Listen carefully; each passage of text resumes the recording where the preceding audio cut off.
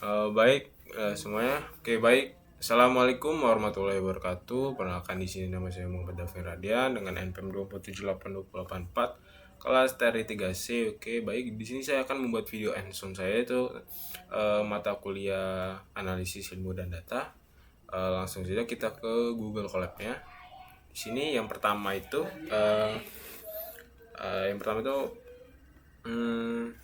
ada persiapan data. Nah, di sini yang pertamanya itu saya ngupload file ini saya dulu sebentar.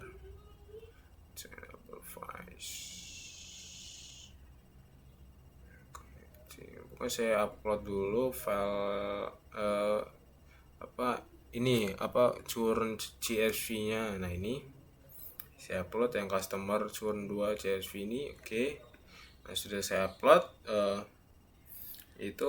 Yang ini kan saya mengimpor dataset dan memahami strukturnya dulu. Nah, dataset ini berisi 7043 data pelanggan dengan 21 kolom. Oke. Nah, terus langsung kita ke langkah satunya ya. Yang langkah yang pertama itu seperti pengenalan dan persiapan datanya, seperti ada sini import library pandas untuk membaca dan mengolah data. Yang kedua itu ada baca data setnya CSV sesuai nama file yang ada di Google Colab-nya. Terus pastikan nama file sama persis dengan hasil, yaitu ini ls termasuk huruf besar dan kecilnya.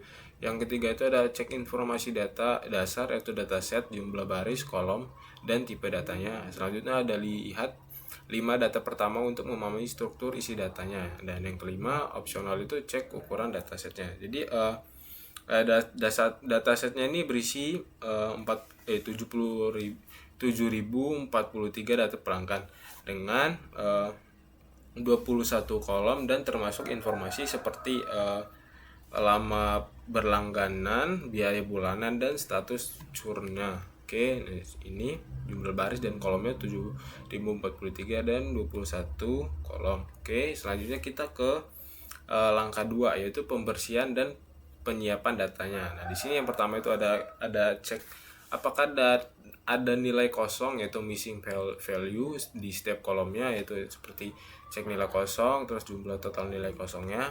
Nah, yang kedua ini ada cek apakah ada data duplikatnya, seperti cek duplikat, jumlah data duplikat. Terus yang ketiga ini ada konversi kolom, itu total char ke tipe numeriknya, itu kadang kolom ini terbaca sesuai objek karena ada spasi kosongnya. Nah, terus yang keempat ini isi nilai kosong jika ada di total char-nya. Oke.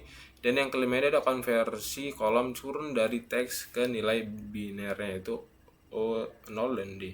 Di sini ada outputnya itu cek nilai kosong. Jadi pembersihan data kolom total charge ini dikonversi menjadi numerik nilai kosong, diisi dengan median dan kolom churnnya. Nah, terus diubah menjadi nilai O, nilai kosong, dan 1. Setelah pembersihan datanya siap digunakan untuk analisis. Nah, di sini yang pertama itu jumlah total nilai kosongnya itu 0, terus cek duplikatnya seperti jumlah data duplikatnya kosong, terus konversi tipe datanya ini. Nah, terus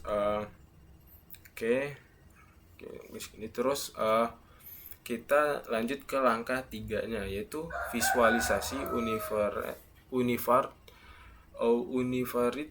yaitu satu variabel. Nah, seperti ada import matplotlibnya, pyplotnya, terus impor sibornya. Nah, terus atur visual agar lebih rapi. Terus nah di sini yang pertama itu ada histogram distribusi variabel numerik, yaitu contoh mode layers-nya. Terus yang kedua ini ada box plot, yaitu deteksi outlier pada total share-nya. Nah, terus yang ketiga ini ada count plot, yaitu distribusi kategori churn-nya, yaitu 0 tidak ada dan 1 iya. Terus ada count plot tambahan distribusi kategori inter service-nya. Nah, di sini seperti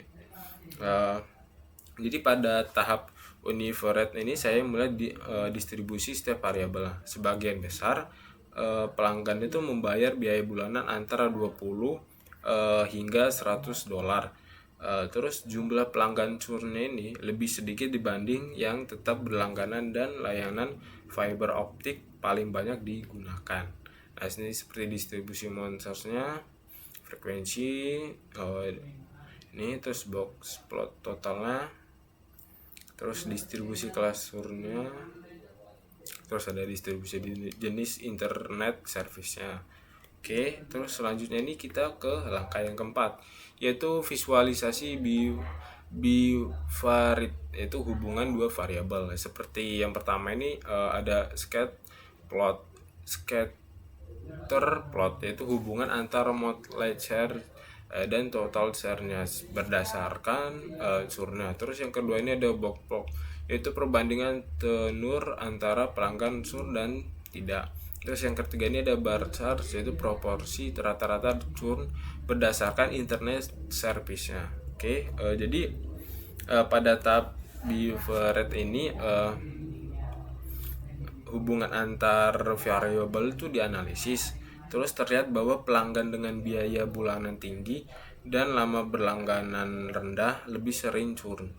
Nah, terus selain itu, layanan fiber optik memiliki tingkat churn tertinggi, seperti hubungan monthly charge versus total charge berdasarkan churn tenur. Terus ada perbandingan tenur berdasarkan status churnnya. Terus ada proporsi churn berdasarkan jenis internet service-nya. Oke, seperti jenis layanan internetnya fiber optik. Terus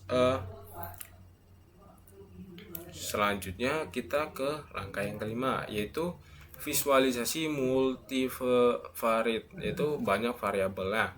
Jadi visualisasi multivariate ini memperlihatkan hubungan antara banyaknya variabel sekaligus hasil heat mapnya menunjukkan bahwa lama berlangganan itu tenurnya itu memiliki korelasi negatif terhadap churnnya. Nah, sedangkan biaya bulanannya itu monthly charge-nya itu memiliki korelasi positif, yaitu par plot memperkuat bahwa pelanggan baru dengan tagihan tinggi lebih beresiko berhenti. Nah, sini seperti ada 4, yaitu ininya. Seperti pastikan kolom churn bertipe numerik, yaitu 0 dan 1.